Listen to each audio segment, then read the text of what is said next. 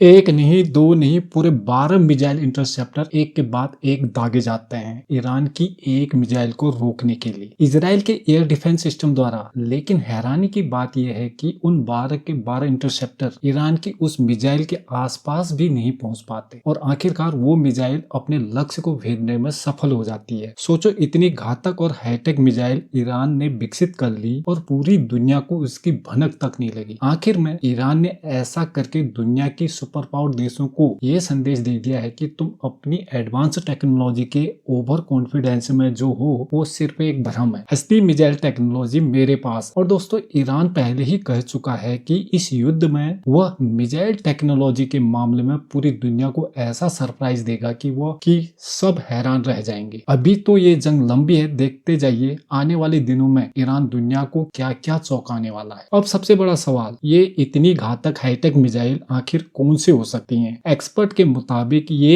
Iran की hypersonic class missile हो सकती हैं, जैसे फतह मिसाइल या एडवांस मैन्यूवरेबल वेरिएंट्स जो मैक 10 से भी ज्यादा स्पीड पर ट्रेवल कर सकती हैं और ट्रेडिशनल एयर डिफेंस सिस्टम को कंफ्यूज करने के लिए डिजाइन की गई हैं। ये कोई मूवी का सीन नहीं है दोस्तों, बल्कि मॉडर्न वॉरफेयर की सच्चाई है, जहां स्पीड और इंटेलिजेंस दोनों मिलकर डिफेंस सिस्टम को चैलेंज कर रहे हैं। पहली वजह हाइपरसोनिक स्पीड, इतनी तेज की रडार सिस्टम को रिएक्ट करने का समय ही नहीं मिलता। दूसरी वजह लास्ट मूवमेंट मैन्यूवर, टारगेट के बिल्कुल पास पहुंचकर मिसाइल अचानक अपनी दिशा बदल देती है, जिससे इंटरसेप्टर गलत ट्रेजेक्टरी पर चली जाते हैं। तीसरी वजह सैचुरेशन अटैक स्ट्रेटजी, अगर एक मिसाइल को गिराने के लिए 2 से 3 इंटरसेप्टर चाहिए और सामने से साथ में 20 से 30 मिसाइल आ जाएं, तो सबसे एडवांस सिस्टम भी ओवरलोड हो सकता है और यही गेम बदल जाता है। और यही है नए वॉरफेयर स्ट्रेटजी, कम लागत, ज्यादा मिसाइल है और सामने वाले को उसकी ही टेक्नोलॉजी में फंसा देना। एक तरफ अरबों डॉलर के डिफेंस सिस्टम, दूसरी तरफ स्मार्ट, फास्ट और अनप्रिडिक्टेबल मिसाइल है। अब सवाल ये नहीं है कि मिसाइल कितनी डेंजरस है, सवाल ये है क्या दुनिया के डिफेंस सिस्टम इस नई रेस में पीछे छूट रहे हैं या फिर ये सिर्फ